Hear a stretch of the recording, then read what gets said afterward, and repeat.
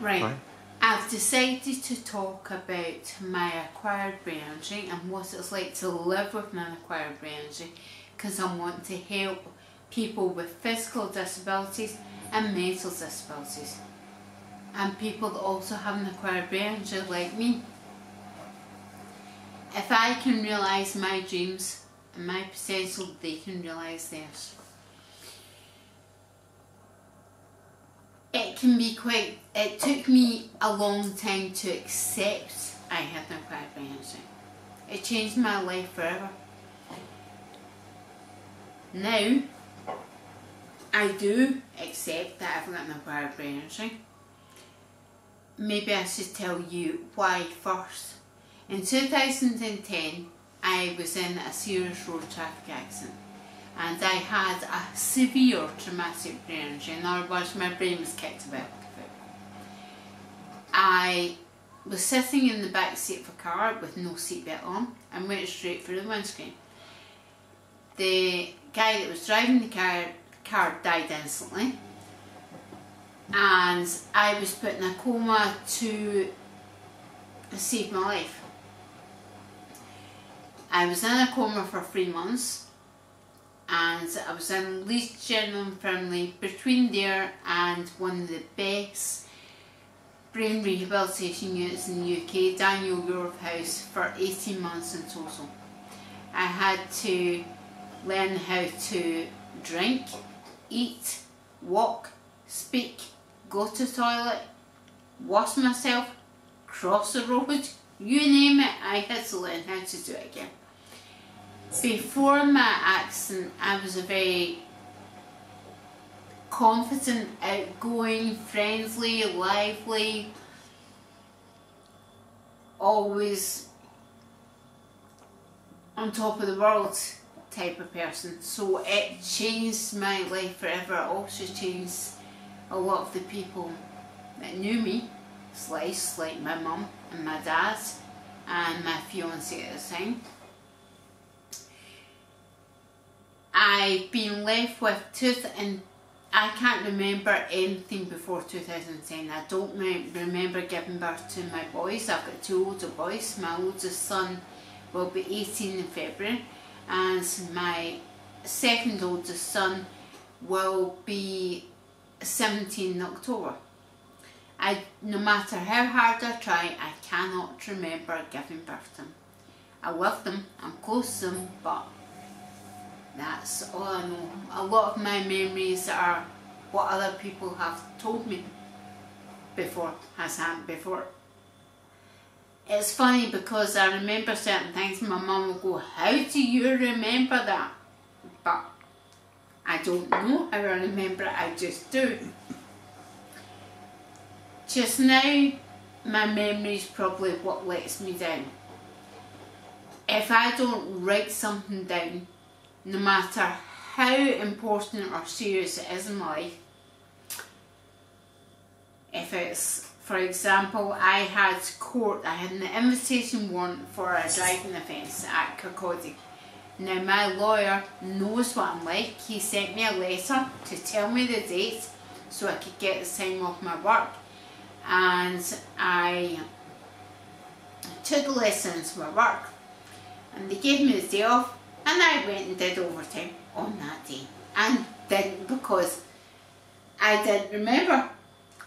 Unless I stick it up, and if I've got a really important appointment, I stick it in the fridge so I see it every morning, because if I don't, it ain't happening.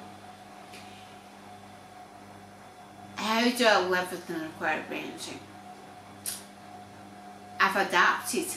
Like I said, that's what I do with my memory. And I guess I have adapted. I need routine. That's really important to me. At the moment I work in Tesco Distribution Centre with some of the most amazing people ever. I got on with cleaners, colleagues. I work for the agency in Tesco, but I got on with my supervisors, Tesco managers. I know everybody knows my name. They know what I'm like, my memory is like, so they don't bother if I don't remember their name. But they're so nice to me and they're so kind to me. Because I'm going through a very difficult time in my life right now, I guess that makes my acquired brains even harder to live with, because my emotions tend to take over at times. Although I'm very strong in my faith, very, very strong in my faith, and don't just believe, I know for a fact that if it wasn't for God, I wouldn't be here. I'm not supposed to be here. Doctors have told me that. At the moment I'm writing a book on mental health, because as I say, I am the working mental health manual, because I was anorexic when I was younger and nearly died. I went down to 3.5 stone, so I can walk with my bones stuck into the ground. My dad had to carry me at 15 years old. It was fun. But I'm here. I was in my serious road traffic accident, and I shouldn't really be here either, because every time they tried to take me out of the coma, I couldn't breathe, so they put me back under. But I'm here. I taught myself to walk. I taught myself to talk again. Well, no. When I got out of Daniel York house, I lay in my bed and said, hey God, you know what? I want to walk again. I want to talk again. You going to help me? And he did. Instead of going, God, why me? Why me? Because I did for a long, long time. It shook my faith. God, what's happened to me? What's wrong with me? Why is this happening to me? Instead of doing that, I just lay there and went, you know what? I want to walk again. I want to talk again. Are you going to help me? Yeah, okay, if you want, come on now. So I used to start, I got speech therapy for a week. And she said I could make myself understood, because I taught myself to write. I can use both hands if I want. Like, if I'm in Tesco, a manager once said it to me, because I'll use my right hand most of the time, but sometimes I'll put the truck in my left hand. It's just natural to me to swap about. But that speech therapist said I can make myself understood. No, I couldn't.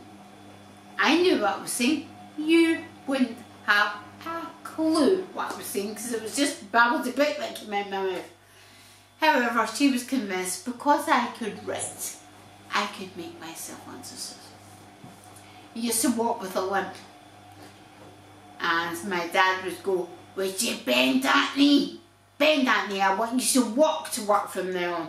So you can teach yourself, just keep saying to yourself, bend your knee, bend your knee, bend your knee. Which reminds me of now, and how I cope with life and cope with things. I run. I nearly turned professional when I was younger. Before my accident, long time before my accident, used to train with the guy that's trained Seb Cole.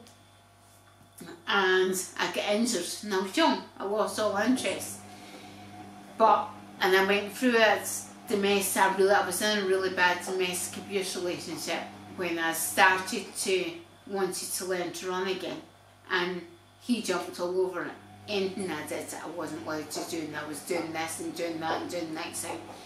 And he would tell social work that I wasn't doing this and wasn't paying attention to the kids, I was doing this, so I didn't get to do it. So see that song, You'll Never Take Away My Dancing Shoes. You won't take away my running shoes. That's how I feel now. Because I've learned, God and I have taught me to run again. So there are times, in 2020 I ran Yorkshire Marathon, and I ran Edinburgh half last year. But there are still times, especially now, when my emotions are really, really uptight and take over, and I say, God, I can't do this. I still stand in here. Nobody will know what it's like, because I still stand in here and go, God, I can't run. I can't remember how to do it. And yeah, I'll just have run like a 14, 15 mile run the week before, and I'm standing going, nah, can't do it. Just can't. I can't remember how to do it. And all of here's, come on, can we move please? So we get out, and I always run the first half mile. I mean, usually about, if it's a long run, usually the first 5 miles into my run. And that's when God will remind me I know how to run. And I'll think about it, and I'll have to think about lifting my leg and remembering to lift my leg. And I don't run like a runner, but see, after on my last mile of my 16.5 mile run on Wednesday, I was running like a runner. But in my first 5 mile out here, I wasn't running like a runner at all. Because I'll say, God, go and take my legs, come on, what about my breathing? And He does. In fact, when I was running my 16, supposed to be 16 mile on Wednesday, I remember thinking, God, you know what it's like when I learned to drive again. And I used to be scared, and used to say to you, God, I just want it to be natural again. I just want it to come natural. I don't want to be scared anymore. Please, just let it be natural to me. And now when I'm sitting in the car, I'll go, sometimes I'll go, hey God, I remember when I didn't like driving in the dark, and how hard it was for me, and how much I asked you for it. Now it's nothing. I've got a heavy right foot again. Very heavy right foot again. And I was running, and I remember running to a song I liked, and I was like, God, this is the first time I've not thought about running. I've not actually thought, remember and lift your leg, remember and run properly, come on, shoulders back, lift yourself up properly, run like a runner. I was like, God, I'm not thinking about running, I'm just running. And that's the first time in years I've done that. Now I ran Yorkshire Marathon in 2020, so it just shows you how long it's taken. And I don't run a whole run that way yet, but that's the first time I've ever run. Thought, hey, I'm not thinking about running. Oh, wow, this is good. What about your daily routines living with an acquired brain injury? Well, like I said, there are certain things like my housework needs to be done every week, or I don't feel comfortable. I just don't feel like I can do anything else. I get up, I have a half pint of water, I brush my teeth, wash my face, go to my work.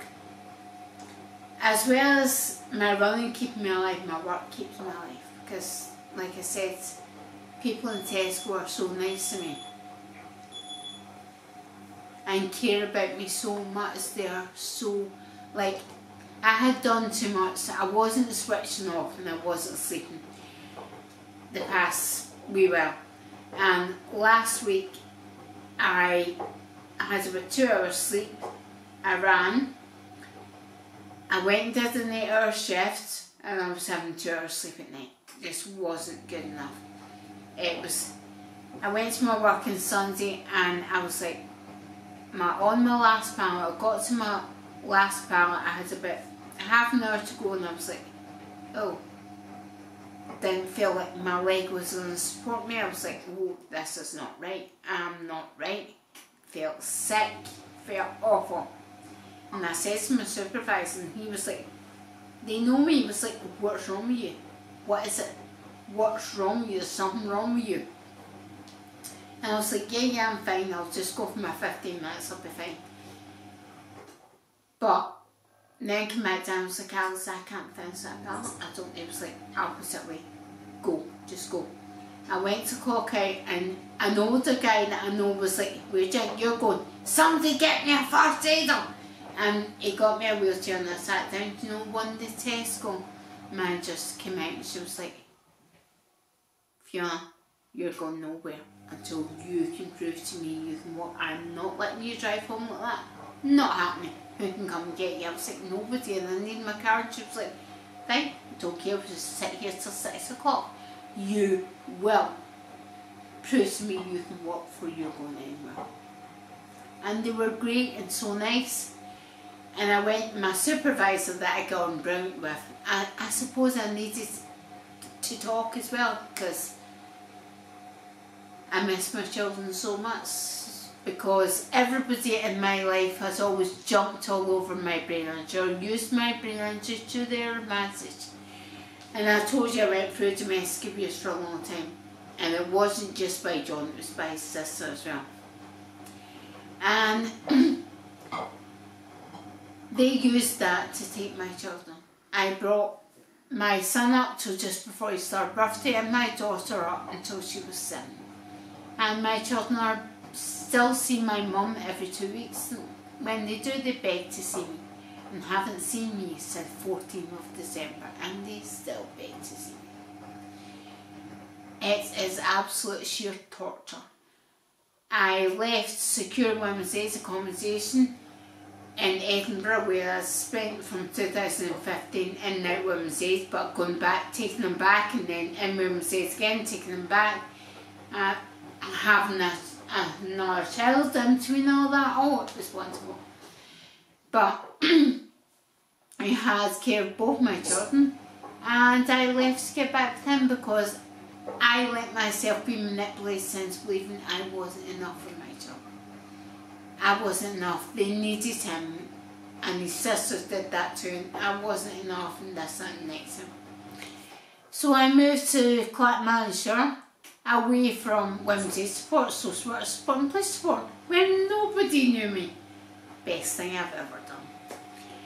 And he got away with manipulating social work and my daughter, because he never worked, so I had to work all the time to provide, to pay for the house, pay for the bills, pay for the clothes for my kids, pay for dinner, pay for everything. It was left to me. And much like I say, my children were my life. What I missed was my children didn't need all the material things. What they needed was me. But right now I cope because I run and I work. And God helps me cope. I got my mum and I read my UCB, and mum and I'm reading Job. I talk to God all the time. People know I talk to God, and it doesn't bother them. I talk to my kids and I'll talk to them at work. It really doesn't. People just know me and just accept it. Okay, no well. And it says the same who you're talking to, if you want. What has he said this time? That's all they'll say. And they're fine. They're okay with it because that's me, and that's how I cope.